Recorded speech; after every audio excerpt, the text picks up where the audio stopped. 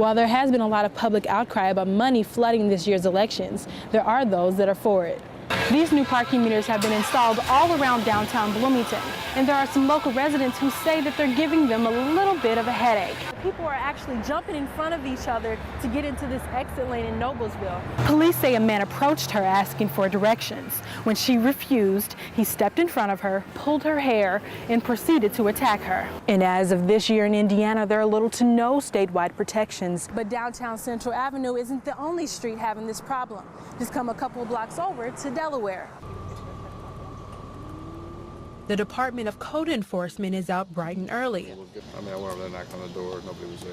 Issuing warnings. They will be receiving a citation in the mail. And ticketing violators who've been watering their lawns. We'll hope this will just be a one weekend issue that we have.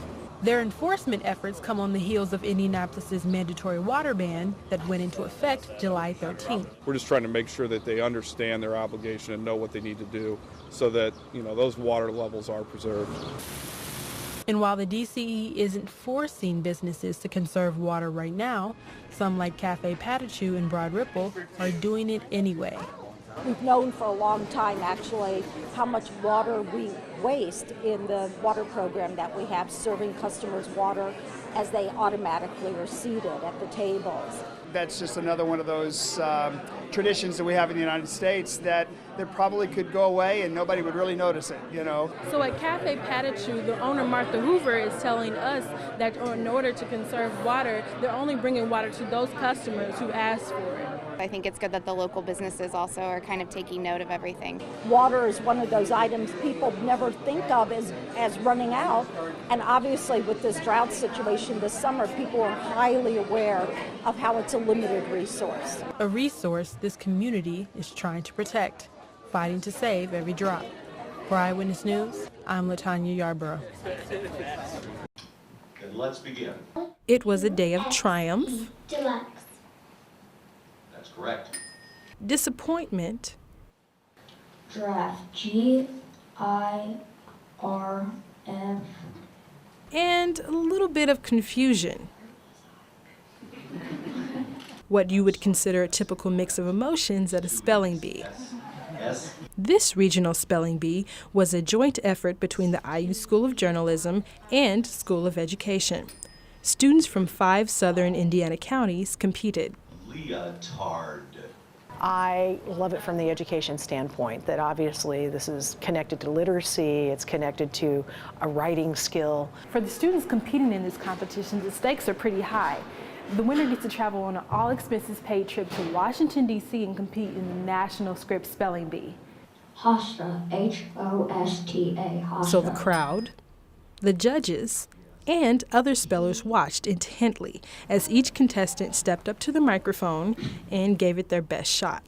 In the end, last year's runner-up, 8th grader Mary Skirvin, won with her correct spelling of braggadocio. C-I-O, braggadocio.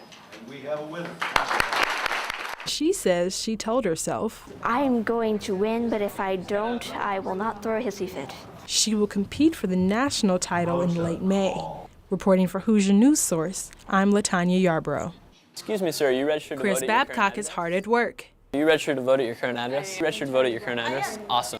Trying to get as many people as possible to register to vote before the October deadline. What I say is this is not voting. This is enabling you to vote. So if you change your mind after the deadline, you can't vote. So why don't you just register, Even though Indiana isn't considered a battleground state in this year's election cycle, both presidential candidates haven't made nearly as many stops in Indiana this year as they did 4 years ago. Babcock says he isn't too worried about this year's voter turnout. I think that students generally are still interested in the political process, and they are still registering to vote, and I believe that they are still going to turn out and vote. It will be a little bit reduced. He's right about that. According to an October article in the Indiana Daily Student, the number of people registered to vote between 18 and 19 years old fell about 11% from 2008.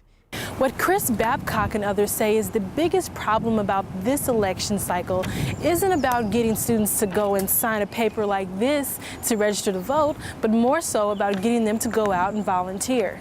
I think in 2008, the thought that we were able to make a difference as an individual was greater. We're not going to repeat the 08 numbers. We weren't really expecting to, but we're coming very close, and we're doing a great job with the volunteers that we've got. Reporting for IUS TV News, I'm Latonya Yarbro. That's going to tell you your precinct location for voting on November 6th. That's Election Day. There's